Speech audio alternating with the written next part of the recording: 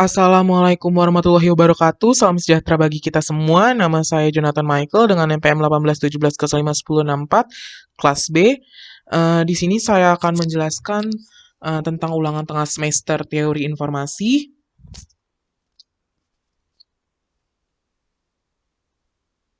Kita lanjut saja langsung ke nomor 1.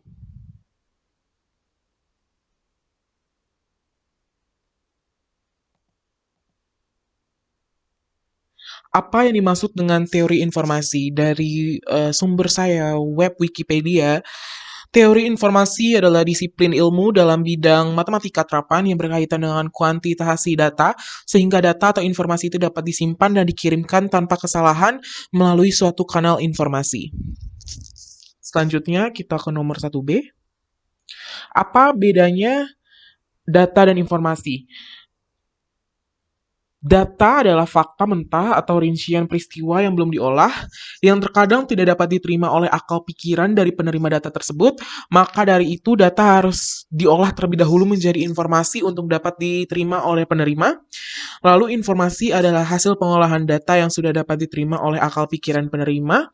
Informasi yang nantinya dapat digunakan untuk pengambilan keputusan. Jadi, contoh data itu misalnya kayak data penjualan per hari untuk mengambil keputusan apa yang bisa dilakukan untuk bulan depan.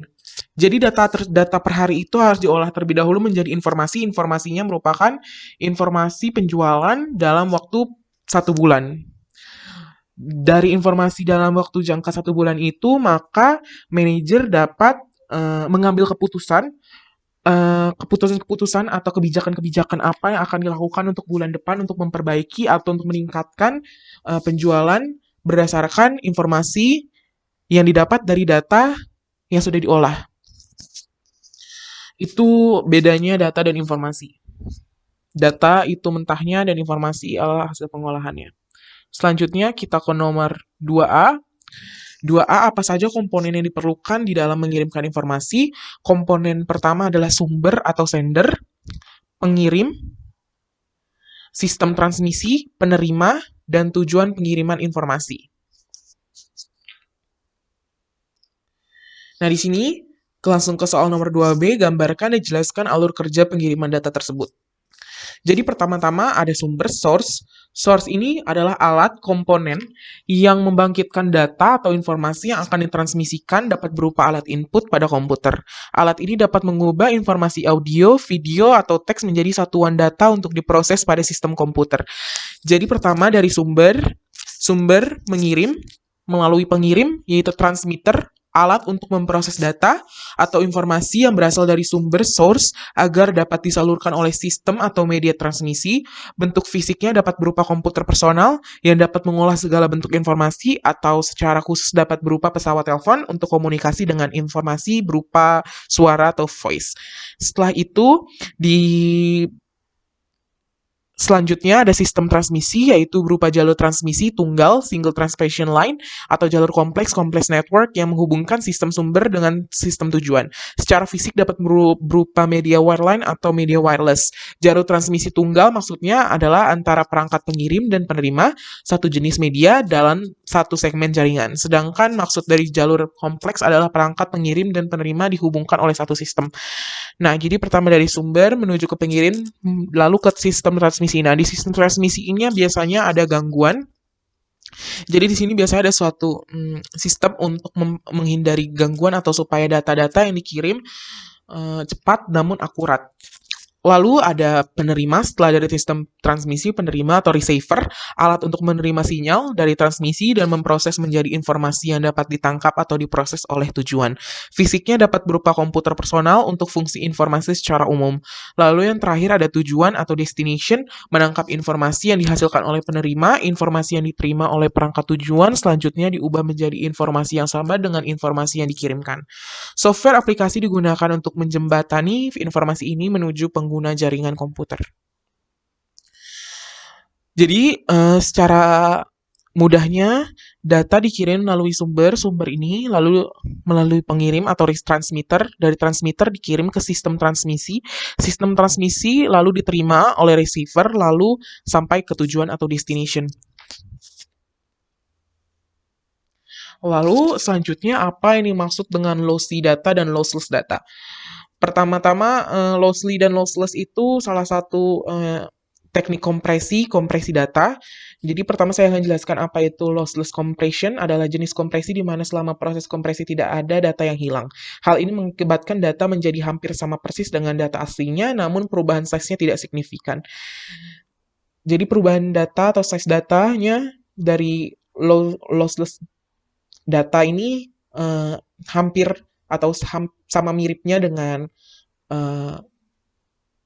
data aslinya, namun besarnya juga tidak terlalu jauh beda karena kompresinya tidak menghilangkan sedikit pun data atau kompresinya masih kompresi yang ringan. Selanjutnya ada lossy compression, adalah jenis kompresi di mana selama kompresi ada data yang dihilangkan. Hal ini mengakibatkan ukuran data jauh lebih kecil dari data aslinya. Jadi kompresi ini ada beberapa bagian yang dihilangkan, jadi biasanya hasilnya akan sedikit lebih rendah atau lebih di bawah kualitasnya daripada data aslinya, makanya itu ukuran data jauh lebih kecil dari data aslinya. Berikan contoh lossy dan lossless data. Nah, lossy compression itu contohnya aplikasi pengkompres suara. Misalnya M-Pretty Compressor untuk aplikasi. Kalau untuk gambar misalnya Adobe Photoshop atau Paint, video Silisoft.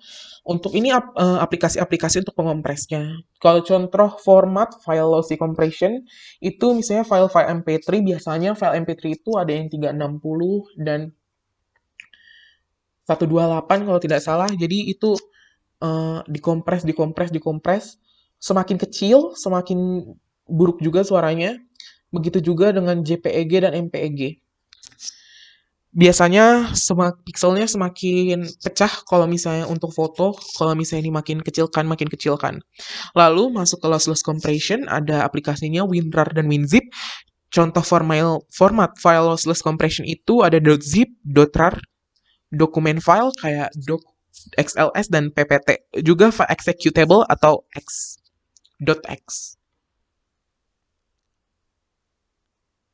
Selanjutnya ada soal.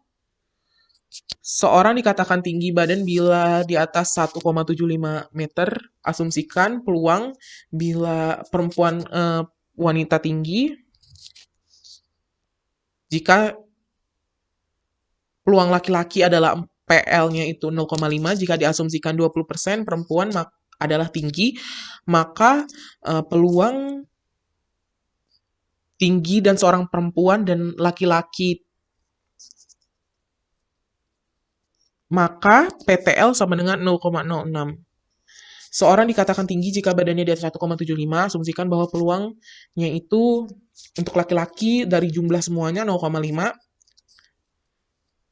maka untuk perempuan juga sama 0,5, dan untuk peluang persen dari wanita tinggi itu 20% untuk PTP-nya. Berarti kita umpamakan misalnya jumlah laki-laki dan perempuan seluruhnya 20 orang, lalu ditanya berapa jumlah perempuan tinggi. Maka peluang laki-laki itu sama kayak perempuan, 0,5 berarti setengah. Berarti misalnya jumlahnya ada 20, maka totalnya itu untuk perempuan adalah 10. Lalu jumlah perempuan dikali 0,5 yang tadi totalnya 10. Lalu dari 10 itu kita hitung 20%-nya adalah wanita tinggi. Maka 0,2 kali 10 sama dengan 2.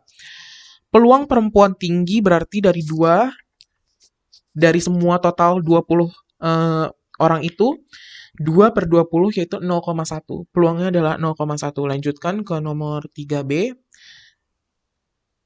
Untuk 3B juga sama soalnya, tapi di sini kita harus mencari jumlah peluang seorang laki-laki tidak tinggi. Di sini laki-laki tidak tinggi persennya adalah 94% dari jumlah total laki-laki. Seperti kita tahu tadi jumlah laki-laki itu setengah perempuan, berarti 10 dari kalau misalnya ada 20 data, kita hitung 10 dikali 94%, maka hasilnya 9,4. Misalnya ada 9 orang, maka peluangnya adalah 9,4 per 20, yaitu 0,47. Jadi misalnya ada 20 orang, peluang laki-laki pendek itu ada 0,47.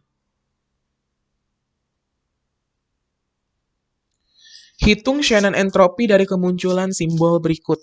Nah, di sini kita lihat rumusnya itu PI per N frekuensi. Kita hitung dulu ada jumlah frekuensinya. Kita dapatkan frekuensinya itu 1/4. Lalu, karena dari 40 data, masing-masing keluarnya 10. Jadi ini tuh kayak 10/40 diperkecil dari 1/4. Terus sigma min sigma X PI dikali log 2 PI. Jadi pertama kita per simbol kita cari dulu log 2-nya. Log 2 dari dari simbol tersebut. Bila kita sudah dapat log 2-nya, maka kita kalikan dengan PI-nya, yaitu dengan frekuensinya, yaitu 1/4. Di sini kita bisa tahu kalau misalnya log 2 1/4 itu hasilnya 0,5, min 0,5. Dan di sini sigma 4 ada 4 data, berarti 0,5, min 0,5 ditambah 0, min 0,5 ditambah min 0,5 ditambah min 0,5, maka hasilnya itu adalah min 2. Min 2, karena tadi di depan sigma itu ada min, dikali lagi sama min, jadi hasilnya 2. Jadi hasilnya itu adalah 2 bit. Selanjutnya, kita ke soal berikutnya, 4B. Nah, di 4B ini frekuensinya tidak sama. Untuk frekuensi A sendiri itu 1/3 dan frekuensi B itu 1/6, begitu seterusnya 1/3, 1/6, 1/3, 1/6. Lalu masih sama soalnya min sigma X PI dikali log 2 PI. Di sini kita cari dulu log 2 dari 1/3 dan 1/6. Kita tahu kalau misalnya log 1/3 itu sekitar 1,58 dan untuk 1/6 itu sekitar 2,58. Lalu kita kalikan jadi 1/3 dikali 1,58, 1/6 dikali 2,58, 1/3 dikali 1,58, begitu seterusnya. Hingga ditemukan hasilnya itu min 0,5283 ditambah min 0,4308 ditambah min 0,5283 ditambah min 0,4308. HX sama dengan min 1,9182. Nah, dikali lagi sama min di depan sigma tadi jadi 1,9182 bit.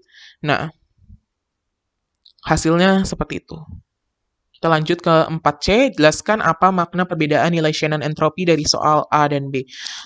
Maknanya itu jumlah frekuensi yang berbeda mempengaruhi jumlah total sebuah karakter atau data yang muncul, membuat hasil perhitungan menjadi berbeda antara A dan B. Jadinya A lebih besar daripada B karena A juga lebih frekuensinya lebih stabil dan sama semua. Selanjutnya kita ke soal berikutnya. Menggunakan Huffman Code, transformasikan pesan berikut. Sudah 1 bulan saya tidak ke kampus. Pertama-tama, kita hitung dulu ada berapa jumlahnya. Di sini bisa kita lihat per karakternya. S ada 4, U ada 4, D ada 2, A ada 7, H ada 1, begitupun seterusnya. Kita hitung satu per satu. Lalu, kita urutkan data-data yang sudah kita hitung ini menjadi seperti ini. Dan jangan lupa untuk spasi dan titik dihitung juga. Jadi, 7, 6, A7, spasi ada 6, S ada 4, U ada 4, K ada 3, D ada 2, T ada 2, H ada 1, B, L, N, Y, I, E, M, P, titik masing-masing 1. Lalu untuk data-data yang paling kecil dan bernilai sama atau paling enggak lebih kecil dibandingkan data-data yang di atasnya, itu kita jadikan kelompok-kelompok, 2 kelompok, 2 kelompok, 2 kelompok, dan kita namakan jadi N1, N2, N3, N4, N5, seperti itu. Lalu kita buat lagi jadi baris baru, yaitu hasil tambahnya atau hasil tambah data-data yang sebelumnya. Ini kan N1 ini, misalnya H sama B ini akan ditambah menjadi N1, lalu N2, L tambah N, lalu YI ini menjadi N3, begitu seterusnya. 1 tambah 1, 2, 1 tambah 1, 2, 1 tambah 1, 2, lalu membuat baris baru, jadi ada data baru di bawah ini N1, N2, sampai N5. Masing-masing nilainya 2. Nah, begitu juga ini, kita kelompokkan menjadi dua data, dan kita dapatkan kelompok baru yaitu N8, N7, dan N6. Masing-masing bernilai 4, 4, 4. Kita urutkan lagi, nah, dilihat dari pengurutan ini, kalau KD itu juga jadi turun ke bawah. Jadi yang kita kelompokkan gak harus sama, tapi harus yang paling kecil. Lalu kita kelompokkan lagi, jadi N9, N10, N11. Hingga kita dapatkan data baru yaitu 8, 8, 7, 6, 5, 4. Nah, ini karena sudah 3, kita kelompokkan semua. Kita kelompokkan semua, maka kita dapatkan 16, 13, dan 9. 13 dan 9 kita kelompokkan menjadi N15. N15 itu 22, N14 itu 16, kita urutkan lagi. Lalu kita dapatkan N16-nya kalau mereka ditambah yaitu 38. Selanjutnya kita buat pohonnya. Di sini saya sudah ada pohonnya, jadi pohonnya itu adalah hasil dari tracing data-data yang sudah kita hitung sebelumnya, yang sudah kita kelompokkan, kita jadikan pohon. Misalnya di sini 38 itu dari N15 dan N14 yang berupa angka 22 dan 16. Maka di sini kita tulis 22 dan 16, 1, 0. Lalu dari 22 itu kita dapatkan dari 13 dan 9, dan 16 itu kita dapatkan dari 8 dan 8. Kita bisa lihat di sini juga 8 dan 8 itu N14. Dan juga 22 kita dapatkan 9 dan 13 dari 9 dan 13 di data N13 per N12. Kita teruskan tracing hingga mendapatkan pohon.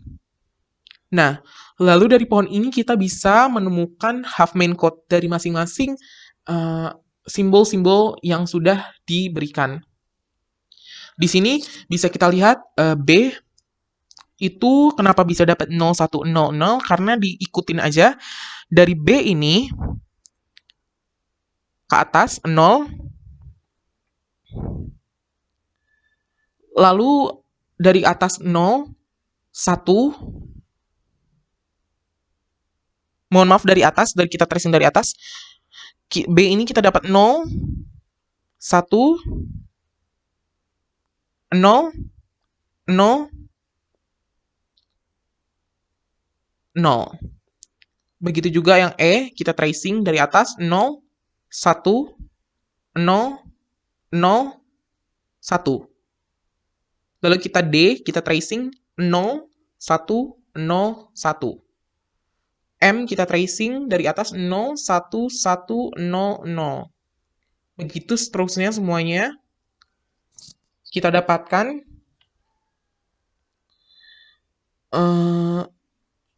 bagaimana kita bisa tahu kalau misalnya ini B, ini E, ini M, karena tadi kita tahu, bisa kita lihat dari N-nya kita ini, N kita ini apa yang kita gabungkan, kayak misalnya tadi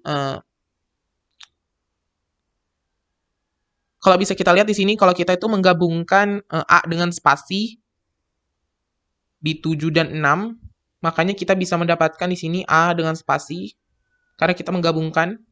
Jadi dari NN ini, itu dihasilkan, dari NN itu kita tahu angka apa aja yang ada di dalam N itu. Lalu kita bisa tracing.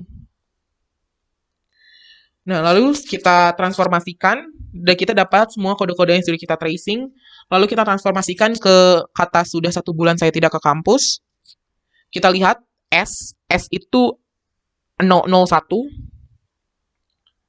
Dari mana kita dapatin? Dari sini. Kita bisa lihat sini S001. U itu 100. D, kita cari di sini D mana D. Di sini 0101. Begitu seterusnya. Dan jangan lupa untuk spasi juga kita masukkan. Di sini sudah ada space. Dan juga untuk titik, di sini juga sudah ada dot.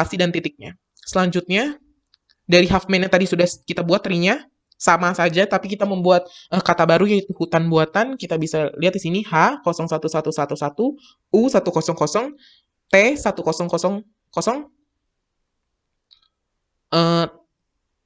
A111, N00010, spasi 110, B01000, U100, A111, T1010, A111, N00010, dan titik 00001.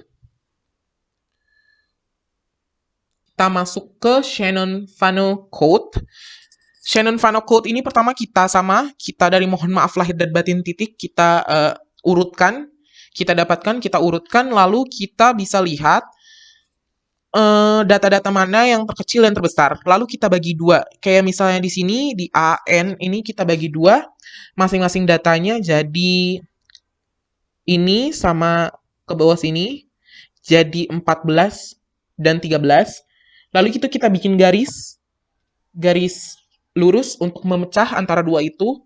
Lalu kita lanjutkan mulai dari yang paling mudah karena ini 0 juga. Kita bagi lagi yang bagian atas jadi 0 dan 1, 5, 4, dan 3, 2. Lalu dari 0 ini kita bisa dapatkan 0, 1. 0, 1. Selanjutnya, bawahnya kita bagi juga. Jadi 7 dan 6. Ini jadiin 7. Ini jadiin 6. Lalu yang di atasnya ini, karena sudah pas, jadi kita bagi 2 juga, jadi 2, 2, 2, 1. 2, 2 ini kita jadikan 0, dan 2, 1 dijadikan 1, begitu, terus jadi dapatkan 0, 1, 0, 1. Lalu kita lanjutkan lagi, untuk yang sisa 6-nya ini, 6-nya ini kita bagi jadi 3, 3. Setelah kita bagi jadi 3, 3, nih kita bisa lihat 3, 3. Lalu kita bagi jadi 0, 1. Lalu kita dapatkan 0, 1, 0, 1. Nah ya, 0 ini karena kan ini ganjil, bisa jadi 0, 1, 0, 1 lagi dari hasilnya. Nah, setelah itu kita tracing datanya, sama kayak tadi, ada tracing-tracingnya. A ini kita bisa lihat 0, 0, 0. Spasi itu 0, 0, 1. N itu 0, 1, 0. M itu 0, 1, 1. Begitu seterusnya. Lalu kita sama kayak tadi, bila kita sudah dapatkan, kita ubah menjadi mohon maaf lahir dan batin. 011 itu untuk M, 100, 1001, 1010, 1000, 010, 001, 011, 000, 000, AA, 1011, 001, 110, 0, 0, 0, 0, 1, 0, 0, 1, 1, 0, 1, 0, 1, 1, 0, 0, 1, 0, 0, 1, 1, 1, 0, 1, 0, 0, 0, 0, 1, 0, 0, 0, 1, 1, 1, 1, 0, 0, 0, 0, 0, 0, 1, 1, 1, 0, 1, 1, 0, 1, 1, 0, 1, 0, 1, 1, 1, 1. Jadi sini tuh udah mohon maaf lahir batin, ini M, O, H, O, N, spasi, M, A, A, F, spasi, L, A, H, I, R, spasi, D-A-N, spasi, B-A-T-I-N, spasi, mohon maaf, B-A-T-I-N, titik. Selanjutnya lagi, soal terakhir dari yang sebelumnya sudah kita buat, table Shannon-Fano-nya, kita ubah lagi menjadi katanya, kata-kata, yaitu motor Honda, M-nya 011, O-nya 100, T-nya 1101, O-nya 100, R-nya 11001, spasi 001, H-nya 1001, O-nya 1000, N-nya 010, D-nya 1101, A-nya 000, lalu titik 1111. Sekian presentasi dari saya. Kurang lebihnya mohon maaf. Wassalamualaikum warahmatullahi wabarakatuh. Salam sejahtera bagi kita semua.